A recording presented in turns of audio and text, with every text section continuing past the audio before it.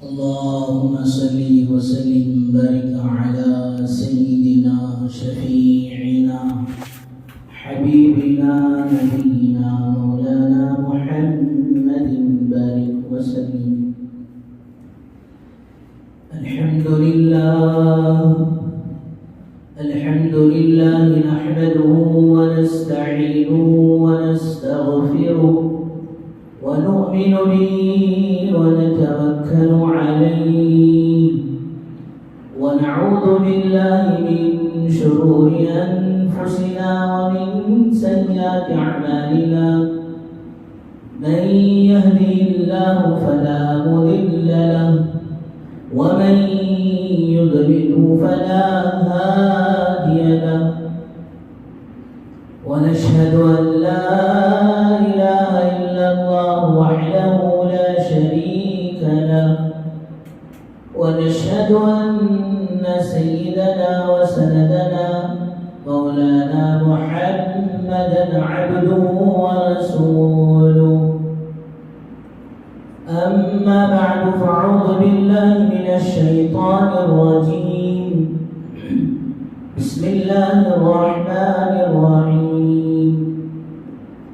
يا أيها الذين آمنوا أنفقوا مما رزقناكم من قبل أن يأتي أحدكم الموت فيقول رب لولا أخرتني إلى أجل قريب فأصدق وأكن من الصالحين. وقال رسول الله صلى الله عليه وسلم من تشبه بقوم فهو منهم، أو كما قال عليه الصلاة والسلام. رب اشرح لي صدري ويسر لي أمري واحلل عقدة من لساني يفقهوا قولي. اللهم صل على سيدنا محمد وعلى آل سيدنا محمد بارك وسلم في كلام أولنا. اللهم صل على سيدنا محمد وعلى آل سيدنا محمد بارك وسلم في أوسط كلامنا. اللهم صل على سيدنا محمد وعلى آل سيدنا محمد بارك وسلم في آخر كلامنا. بزرگان محترم و معزز سامعین کرام، اللہ جل جلالہ عمل والوں کا احسان کرم فضل ہوا کہ اللہ تبارک و تعالیٰ نے ہم سب کو اپنے گھر تک آنے کی توفیق نصیب فرمائی اور کچھ دین کی باتیں کہنے اور سننے کی توفیق و سعادت نصیب فرمائی. درود و سلام نازل و آقا مدنی تاجدار مدینہ احمد مجتبی محمد مصطفیٰ وجہ کائنات محسن انسانیت کالی کپڑے والے آقا محمد عربی صلی اللہ علیہ وسلم کے ذات عالی پر. بزرگ دوستو، گزشتہ جمعوں میں دین اور دین کی محنت کے تعلق سے چند باتیں سامنے آتی رہی ہیں، کیونکہ جب تک دین کی محنت مسلمان اپنی ذات پر، اپنے اہل و عیال پر، اپنے خاندان پر جہاں جہاں تک محنت کرتا رہے گا، اللہ کی ذات سے امید ہے کہ ایمان اور اعمال باقی رہیں گے. ایمان اور اعمال پر باقی رہنا آسان ہوگا. اور جہاں کہیں آدمی غفلت پر سے دین کے تعلق سے متفکر نہ ہو، فکر مند نہ ہو اور دین کی محنت کو ضروری نہ سمجھے، ایمان اور اعمال کے مذاکرے چھوڑ دے، ایمان اور اعمال کی محنت کو چھوڑ دے، ایمان اور اعمال کی فکروں کو چھوڑ دے، تو پھر غیر محسوس طریقے سے دوستو ایمان کے اندر، اعمال کے اندر، دین کے اندر کمی آ جائے گی۔ اس لیے فرمایا کہ ہر ایمان والے کو اپنے ایمان اور اعمال کے بارے میں، اپنے دین کے بارے میں موت کے آخری سانس تک فکر مند رہنا چاہیے، ورنہ اللہ کی ذات بے نیاز ہے، اللہ کا دین بے نیاز ہے۔ اگر ناقدری ہوئی، ناشکری ہوئی، بے فکری ہوئی تو بعض دفعہ ایمان اور اعمال کے اندر کمی آ جائے گی، کوتاہی آ جائے گی، اور بعض دفعہ دوستو اللہ ہم سب کی پوری امت کی حفاظت فرمائے، ایمان اور اعمال ہی سے محروم ہو جائے گا۔ اس لیے اللہ تبارک و تعالیٰ نے قرآن مجید میں موت کے آخری سانس تک کا تذکرہ کیا ہے۔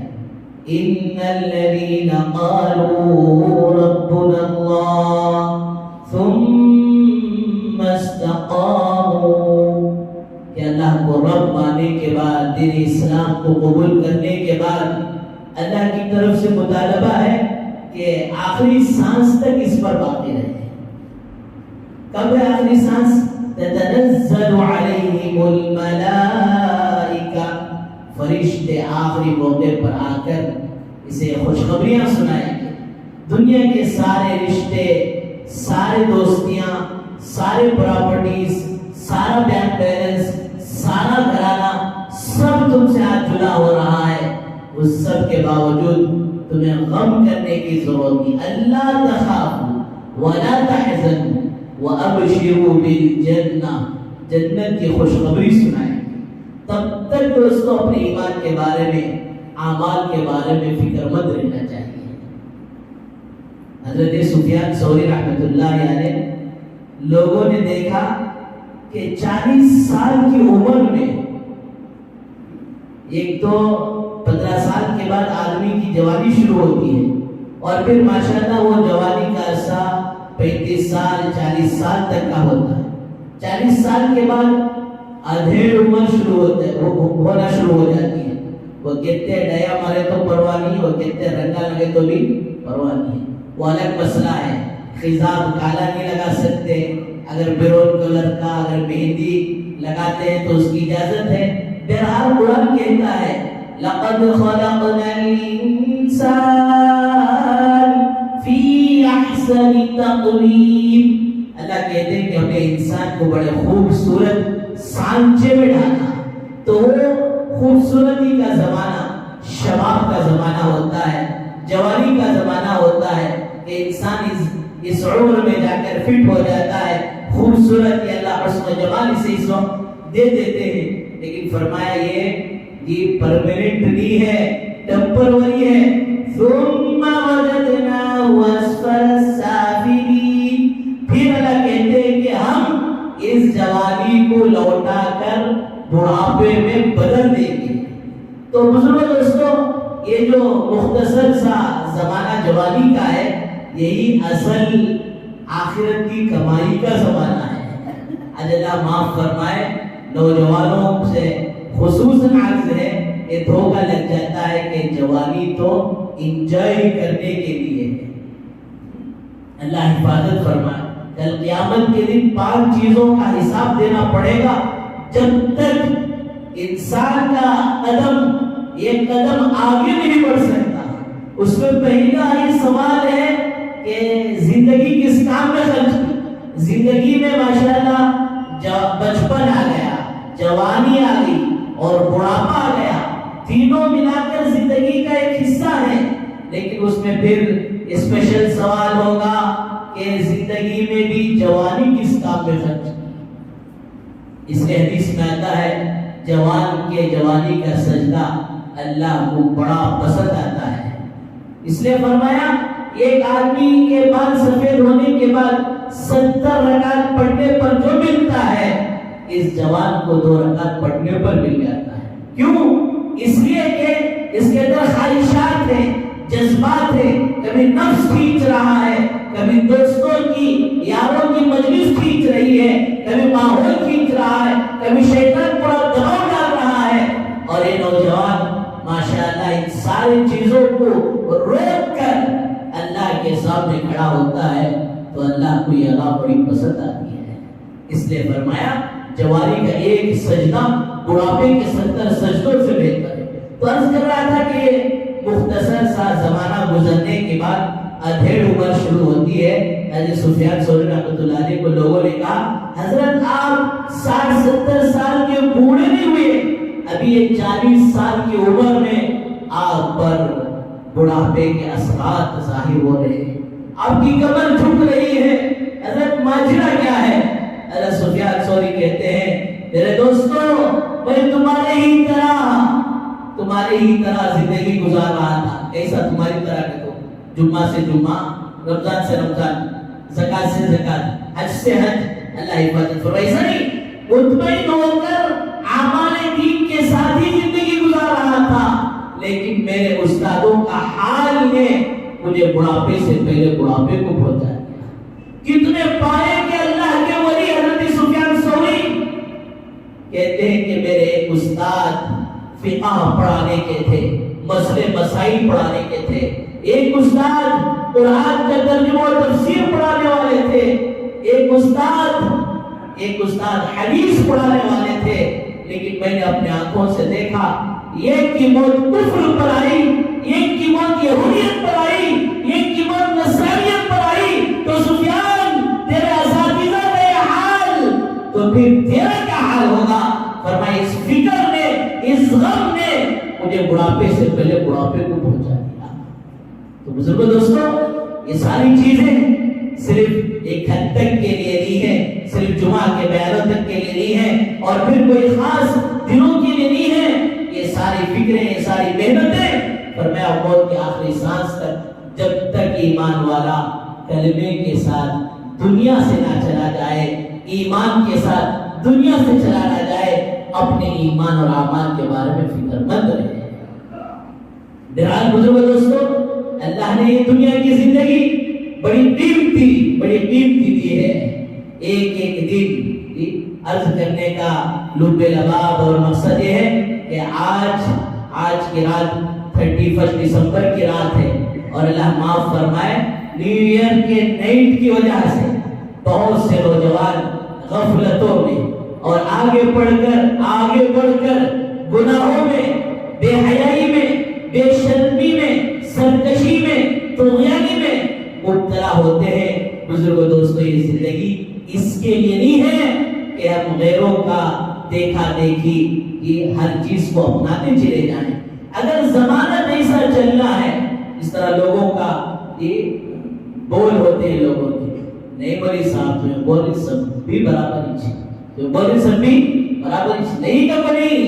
لیکن زمانہ کیسا چل رہا ویسا ہمیں بھی ذرا چل لینا، کش کر لینا، ویسا چلنا. ایسا کیسے ہو سکتا ہے؟ بزرگوں دوستوں زمانہ جدھر چلے اس رخ پر ہمیں بھی اگر چلنا تھا تو پھر اللہ تبارک و تعالیٰ کو قرآن مجید اتارنے کی کیا ضرورت تھی؟ ایک حکم ہوتا زمانہ ولیوں کا ہے تو تم بھی ولی بنو، زمانہ ایلیوں کا ہے تم بھی ایلی بن جاؤ، زمانہ آزادی کا ہے تم بھی آزاد ہو جاؤ. سرکار دو عالم صلی اللہ علیہ وسلم کو طائف میں پتھر کھانے کی ضرورت نہ پڑتی، مکے والوں سے مکہ چھوڑ کر مدینہ ہجرت کرنے کی ضرورت نہ پڑتی. وہ پیارے صحابہ جوانی کے عالم میں اپنی بیویوں کو بیوہ کرنے کی ضرورت نہیں پڑتی، اور اپنے چھوٹے چھوٹے بچوں کو اس چھوٹے پن میں یتیم کرنے کی ضرورت نہیں پڑتی، اپنے باغات کو اجاڑنے کی ضرورت نہیں پڑتی. فرمایا کہ یہ دین ہم تک آئے، قیامت تک ہم اس دین کی حفاظت کرنے والے بنے، اس دین پر چلنے والے بنے، یہ دین کا پیغام اور تک پہنچانے والے بنے. اسی لیے دوستو یہ سارے قربانیاں دی گئی. تو بہرحال بزرگ دوستو ایک دن زندگی میں نیا بن کر آتا ہے. وہ دن کبھی آخر ہفتے میں بدل جاتا ہے، اور وہ ہفتے مہینوں میں بدل جاتے ہیں، اور پھر یہ مہینہ سال میں بدل جاتا ہے، اور سال دہائیوں میں، اور دہائیاں زندگی کا حصہ بن کر ایک دن دوستوں زندگی ختم ہو جاتی ہے۔ ہر دن نیا آنا ایک طے ہے، لیکن دوستوں آنے والا دن جب ہماری زندگی سے گزر جائے گا، اس دن کے 24 گھنٹے تو دور کی بات، 1 گھنٹہ اور 1 گھنٹے کے 60 منٹ، 60 منٹ میں 1 منٹ، 1 منٹ اس کے 60 سیکنڈ بن رہے ہیں، 1 سیکنڈ دوستوں واپس لوٹ کر نہیں آ سکتا۔ آنے والا دن تو نیا آئے گا ضرور، لیکن گزرا ہوا دن دوستوں واپس نہیں ملے گا۔ اس لیے عربی میں کہا جاتا ہے الوقت اذہب من الثمن، کہ وقت یہ زندگی کا حصہ، یہ زندگی کے لمحات گولڈ سے زیادہ، انگلش میں بولوں سو گولڈ سے زیادہ، سونے سے زیادہ کہ تو پھر وہ کام کو سونا سمجھ کے گولڈ سے زیادہ، سونے سے زیادہ قیمتی ہے، اس لیے کہ زندگی سے مال چلا گیا دوبارہ حاصل کیا جا سکتا ہے، ممکن ہے، ہو سکتا ہے، لیکن زندگی کا ایک لمحہ جو گزر گیا پھر دوبارہ دوستوں مل ہی نہیں سکتا۔ تو اس زندگی کو غنیمت سمجھنا، اور پھر اس زندگی کو اللہ اور اللہ کے رسول صلی اللہ علیہ وسلم کے مرضیات پر گزارنا، یہ اصل کمال ہے۔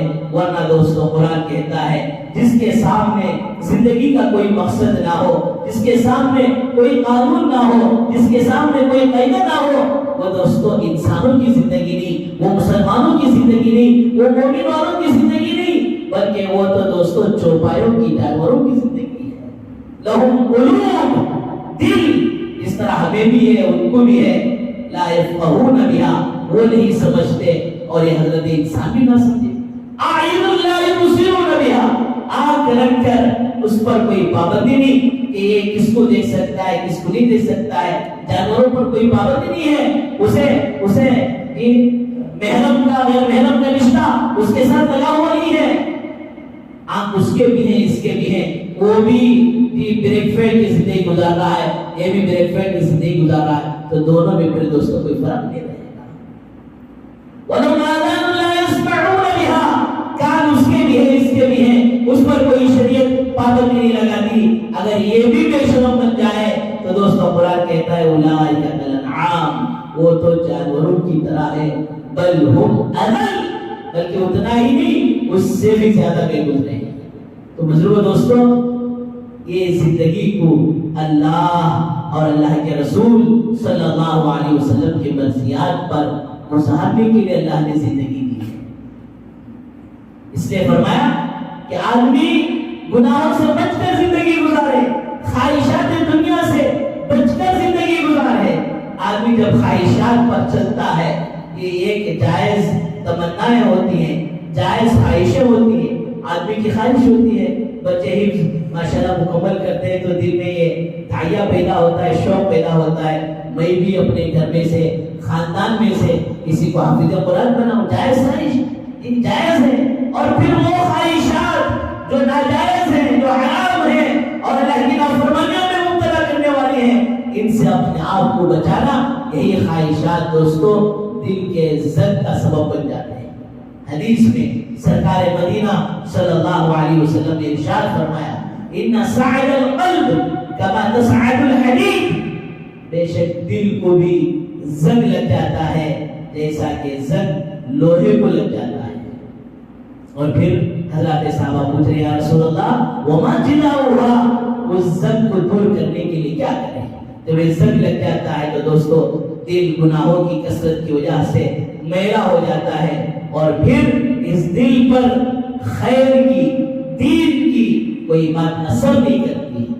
اللہ کے نبی صلی اللہ علیہ وسلم نے اس کا علاج بھی بتایا، کثرت ذکر الموت، کہ کثرت سے موت کا تذکرہ کیا کرو، وہ تلاوت القرآن، اور پھر قرآن مجید کی تلاوت کیا کرو۔ یہ دو چیزیں ایسی ہیں جو خواہشات پر روک لگاتی ہیں۔ اگر خواہشات پر روک نہ لگی تو دل دوستوں زنگ آلود ہو جائے گا۔ جس طرح لوہے کو پانی سے نہیں بچائیں گے، جتنا پانی پڑتا رہے گا لوہے پر اتنا دوستو وہ زنگ آلود ہوگا. اسی طرح خواہشات دل پر جتنا آتے رہیں گے دل بھی دوستو زنگ آلود ہو جائے گا. فرمایا کثرت ذکر الموت, موت کو کثرت سے یاد کیا. ہمارے ایک ساتھی تھے, ان کو کبھی خیریت پوچھتے کیا بھائی اچھا ہی کیا, تو بولتے الحمدللہ دنیا میں تو معاملہ چلنے کو ہے, دنیا میں معاملہ چلنے کو ہے, اب معلوم ہے قبر میں کیا ہوگا. حضرت علی میاں ندوی علیہ الرحمہ جب حج سے واپس آئے تو کسی نے پوچھا حضرت سفر کیسا رہا, حضرت نے عجیب و غریب جملہ فرمایا یہاں ایسے رہے کہ ویسے رہے, یہاں دنیا میں ایسے رہے کہ ویسے رہے, وہاں دیکھنا ہے کہ کیسے رہیں گے. اللہ کے نبی صلی اللہ علیہ وسلم مسجد نبوی میں آئے, حضرت معاذ رضی اللہ عنہ جس کے بارے میں فرمایا سرکار دو عالم صلی اللہ علیہ وسلم اس امت کا سب سے بڑا مفتی معاذ بن جبل, آپ مسجد میں ہیں. اللہ کے نبی صلی اللہ علیہ وسلم نے پوچھا یا معاذ کیف اصبحت, اے معاذ تم نے صبح کس حالت میں کی. حضرت معاذ رضی اللہ عنہ کہہ رہے ہیں جواب میں اصبحت مؤمنا حقا, میرے محبوب صلی اللہ علیہ وسلم میں ایمان کے حق ہونے کے ساتھ سچا اور پکا مومن ہونے کے ساتھ صبح کی. اب ماشاءاللہ یہ قول تو ہو گیا, یہ بات تو ہو گئی. آپ پوچھ رہے ہیں معاذ تمہارے سچے اور پکے مومن ہونے کا یہ کیا ثبوت ہے, تو آپ نے فرمایا یا رسول اللہ صبح ہوتی ہے تو مجھے شام تک کا یہ وقت کی امید نہیں ہوتی, شام ہوتی ہے تو صبح تک کے وقت کی امید نہیں ہوتی. اس حال میں میری زندگی گزرتی ہے. اللہ کے نبی صلی اللہ علیہ وسلم بعض دفعہ صحابہ سے پوچھتے ہیں کہ میرے صحابہ تم زندگی کو کیسے محسوس کرتے ہو. صحابہ کے بتانے پر اللہ کے نبی صلی اللہ علیہ وسلم کہتے ہیں کہ میں ایک طرف سلام پھیرتا ہوں تو دوسری طرف سلام پھیرنے کی مجھے امید نہیں ہوتی.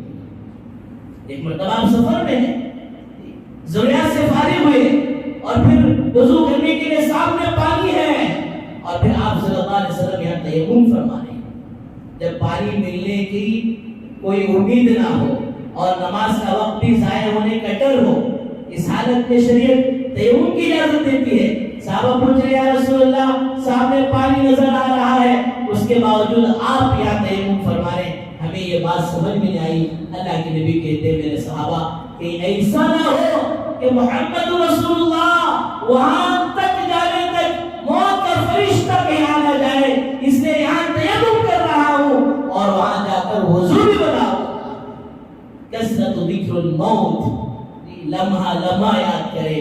یہی دوستو جتنے بھی قانون بن جائے اور جتنے بھی رولز بن جائے اور جتنے بھی ریگولیشن بن جائے, فرمایا کہ آدمی کے دل کے اندر جب تک اللہ کے سامنے کھڑے ہونے کا ڈر نہ آئے اور موت کا یقین نہ آئے, قبر کا یقین نہ آئے, فرمایا کہ اسے اچھے اچھے قانون بھی گناہوں سے روک نہیں سکتے. گناہوں سے رکاوٹ کے لیے, اپنے آپ کو بچانے کے لیے موت کی یاد دوستو بہت اچھا اور بہترین ذریعہ اور وسیلہ ہے. اس لیے اللہ والوں نے مثال دے کر فرمائی, ایک آدمی کو راستے میں جاتے جاتے ہمیں شادی کو بلا گیا, ارے باپ آج رس بھول گیا, دعوت تھی نا تجھے بھی شادی کی, بھول گیا, چل جائیں گے. ہاں صحیح بول رہا, بھول گیا تھا. کیا کرنا پہلا کام دیکھ کر کیا میرے کپڑے برابر ہیں کہ نہیں, میری کٹنگ سیٹنگ فٹنگ سب برابر ہے یا نہیں, پہلے غور کرتا ہے. اگر ہے تو اسی حال میں جانے تیار ہوتا ہے, تو جا بشا میں جا کر ریڈی ہو پا جائے.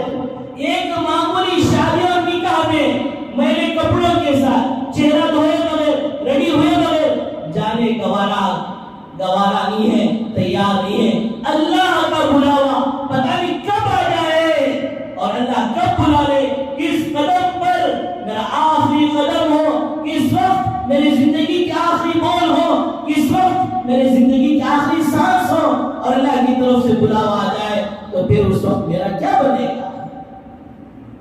بزرگوں دوستوں میرے نوجوانوں, نیو ایئر کے نائٹ میں گانا بجانا نہیں لے, کیا بھی ٹینشن لے, کو موقع چاہیے آرام سے رہو کی بھائی 10 بجے سے کرفیو. اللہ حفاظت فرمائے کہ ہر چیز میں یہ آن لائن کے ہم یہ عادی ہو کر آف لائن آج گناہ نہیں کرے تو بھی آن لائن جانا کیا ہے سب کر لیتی. اللہ حفاظت فرمائے. اللہ کہتے ہیں وَذَرُوا ظَاهِرَ الْإِثْمِ وَبَاطِنَهُ, ظاہری گناہوں کو بھی چھوڑو, باطنی گناہوں کو بھی چھوڑو. تو بہرحال بزرگوں دوستو, خواہشات سے نفس سے بچنے کے لیے فرمایا موت کو کثرت سے یاد کرنا. کثرت ذکر الموت یہ بہت بہترین ذریعہ ہے آگے اپنے قبر کو, حشر کو, آخرت کو یاد رکھ کر جو ہے دوستو زندگی گزارے. ورنہ فرمایا کہ آدمی کا نفس اسے برائی کی طرف لے کر جاتے جاتے پھر دوستو دوزخ کے گڑھے میں ڈھکل دے گا. اس نے فرمایا کہ کسی کا نفس سب سے پہلے یہ وہ مطمئنہ اور لوامہ نہیں, نفس امارہ ہے. ہر آدمی کے دل کے اندر جو نفس ہے وہ نفس امارہ ہے, اور نفس امارہ ایسی چیز ہے جس کے بارے میں حضرت یوسف علیہ السلام خود کہتے ہیں وَمَا أُبَرِّئُ نَفْسِي إِنَّ النَّفْسَ لَأَمَّارَةٌ بِالسُّوءِ, میں اپنے نفس کے بارے میں پاکیزگی کا اعلان نہیں کرتا, میں اپنے نفس کے بارے میں مطمئن ہو کر نہیں بیٹھتا, اس لیے کہ نفس برائی کی طرف کھینچتا ہے. إِلَّا مَا رَحِمَ رَبِّي, مگر جس پر میرا رب رحم کرے وہی بچ سکتا ہے. لیکن فرمایا جب گناہ ہو جائے تو گناہ پر آدمی اپنے آپ کو روکے اور پھر اس گناہ سے توبہ کرے اور اپنے آپ پر ملامت کرے تو ایک نفس بدل کر دوستو نفس امارہ سے نفس لوامہ بنے گا. لوامہ کے معنی ملامت کرنے والا, غلطی ہو گئی, کوتاہی ہو گئی تو فوراً جو ہے پھر اس غلطی اور کوتاہی کو یاد کر یہ گناہوں سے یہ توبہ کر لیا تو پھر یہ نفس لوامہ بنے گا. اور پھر چلتے چلتے اپنے ایمان پر اعمال پر محنت ہوتے ہوتے یہی نفس لوامہ مطمئنہ ہو جائے.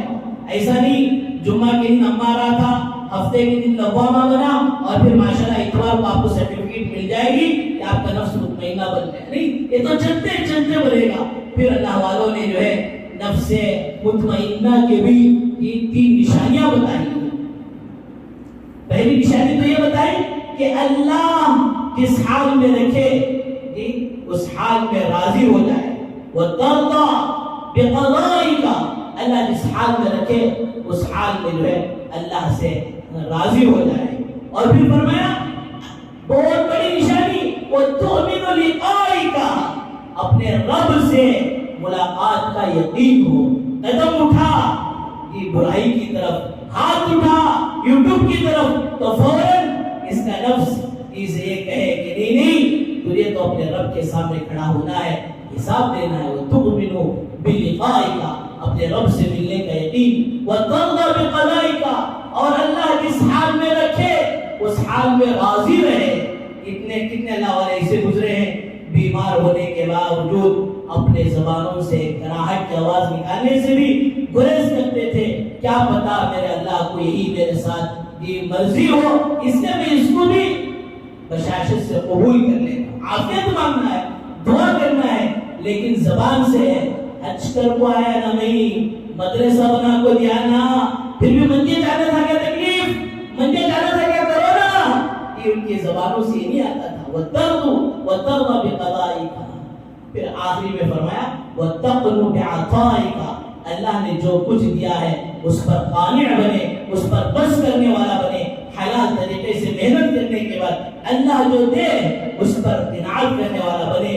ورنہ آدمی بٹورتے حدیث میں آتا ہے سونے کے 2 جنگلات مل جائے تیسری کی فکر میں پڑ جائے گا.